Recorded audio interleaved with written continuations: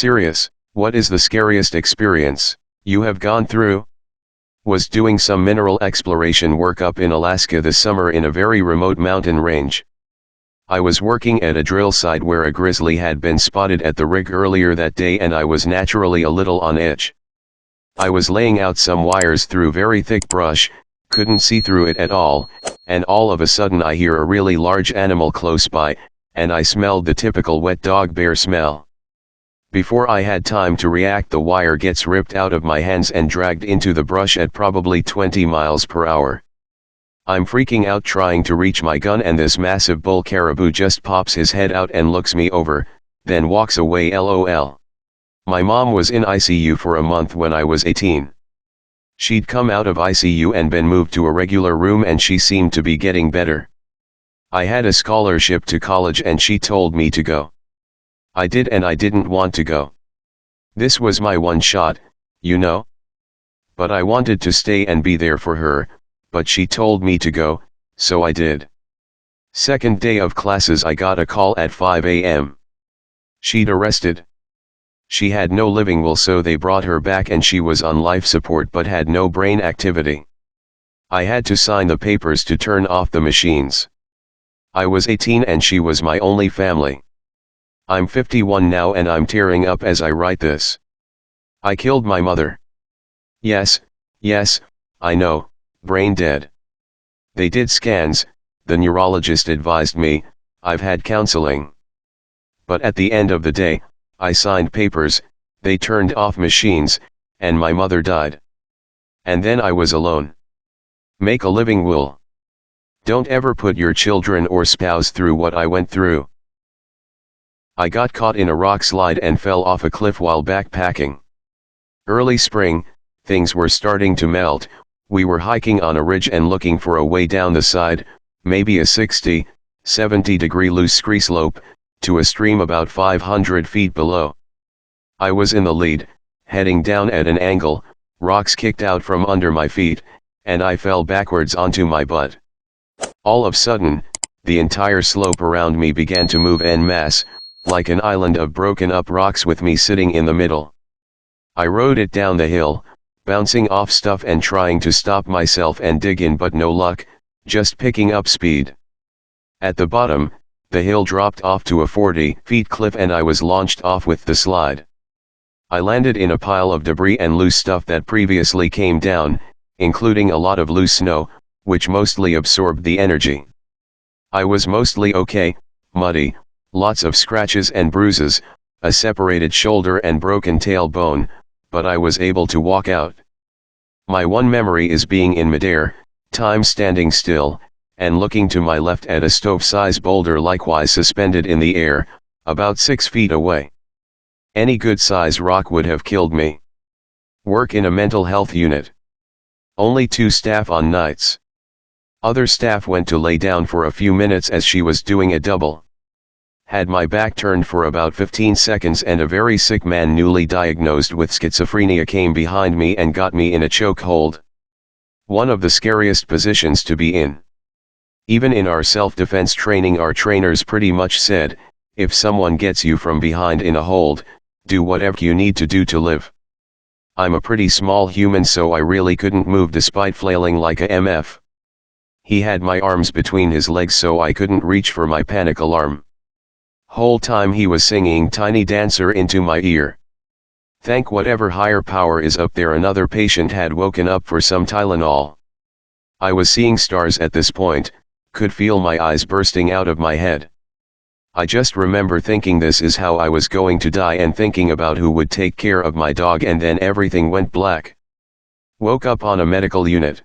I guess I'd pointed to a sign last second behind our nursing desk that instructs how to call a code white, violent patient, and the patient who woke up did it successfully and kicked the guy holding me in the face to get him off me before security came.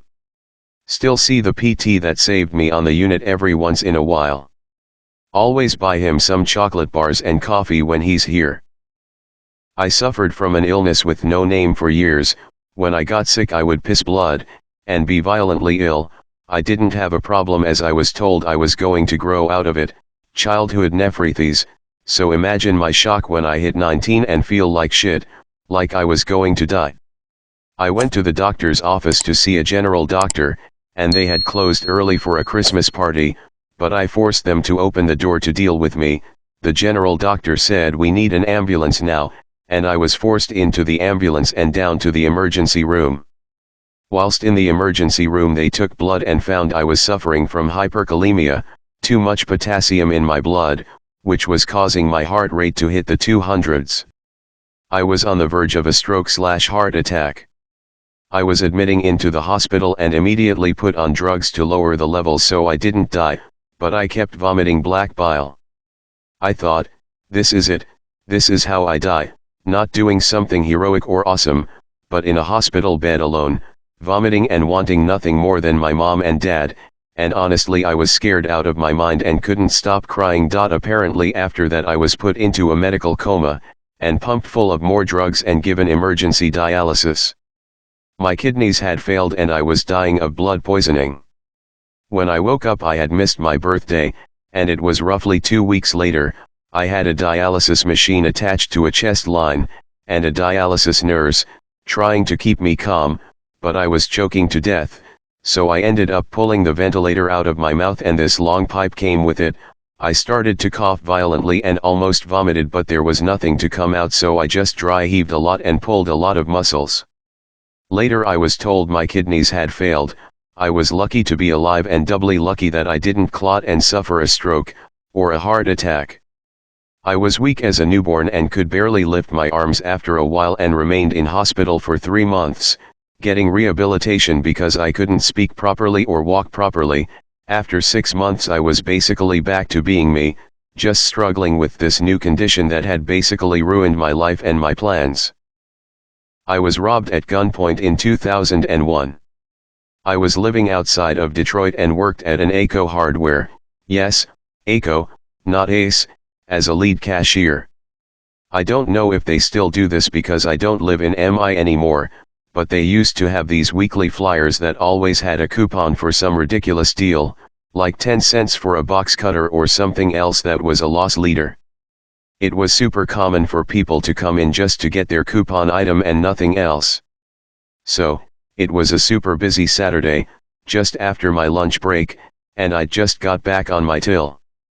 We had lines out to BFE and so I got into the speed zone, just trying to get people cashed out without being rude. A dude walked up and put his coupon for a pack of light bulbs for $1.50, crazy what details stick in the mind, on the conveyor belt along with 2 singles. I smiled, asked how he was, rung him up and immediately got the register open as I saw his payment right there. The next thing I knew is he's opening his coat up and pulling a gun on me and hissing at me, "Give me all your money." I shit you not, the first thought I had was, why does he have that toy gun and why is he pointing it at me? I just stood there staring at him in confusion. This pissed him off and he cocked the pistol. It was a slide action one, again, what you remember when, and shoved it closer to me and repeats, I said give me your fucking money. Then it hit me that it was a real gun and I think I just went into autopilot. I took all the money out of my till and just kind of shoved it toward him, and he gathered it up and booked it out the door. I just stood there and my coworker across the way started calling my name until I finally looked at her with a completely calm face and said, I think someone just robbed me. Then my legs gave out and I just fell down and couldn't stop shaking. It only hit me then how I could have just died.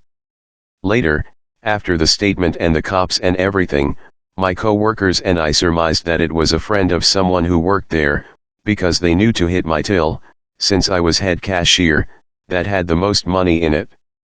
Still sometimes see that guy with his gun in nightmares. As far as I know they never caught him.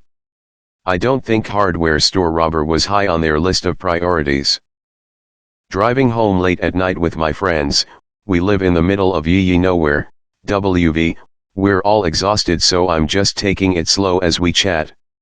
We pull off the highway and hear a scream from out in the woods.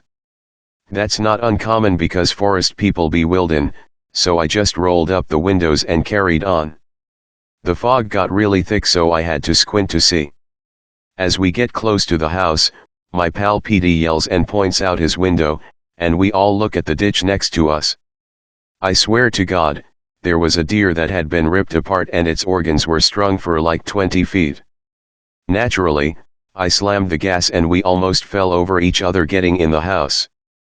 None of us slept that night, and we just kept watching out the windows hoping to high hell that whatever did that didn't see us. A morning within a few days of Christmas Eve, my oldest, he was 4 at the time, son's flu-like symptoms turned terrifying.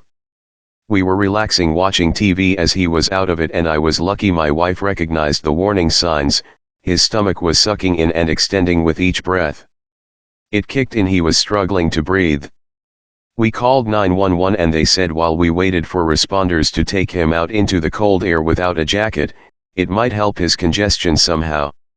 My wife's on the phone and I'm standing in the driveway holding my little boy and he's gasping now, his face is taking a tinge of blue, and all I can do is hold him and tell him it's okay and it's going to be alright and stay calm and nice big breaths buddy, and I felt so powerless and small and all I could do was hold him and soothe him and wait and not lose my shit for him. The firefighters arrived first and rushed up our yard with oxygen. They cheered for him and told him what a brave boy he was and that everything was going to be alright. My wife went into the ambulance with him while they kept him on oxygen, and they drove off because we had our second son, a baby at the time. I called my dad to come watch him and he was over in an instant, and drove to the hospital. The whole time there, not knowing what my boy was going through or if he was okay. I got there, he was doing great, some steroids did the trick, and after a fun time hanging out with the docs we went home same night with some precautionary meds. I collapsed in my wife's arms taking a shower after he fell asleep, trying not to let my big ugly sobs wake him up. I've never felt so powerless ever in my life, and it was the scariest shit I've ever gone through, including other situations I thought I might die. I was visiting some family in Edmonton years and years ago and they used to have this big fair full of rides and attractions. I wish I could remember the name, sorry. All the rides were your standard carnival rides, the Graviton, Tilt-A-Whirl, Log Flume, etc.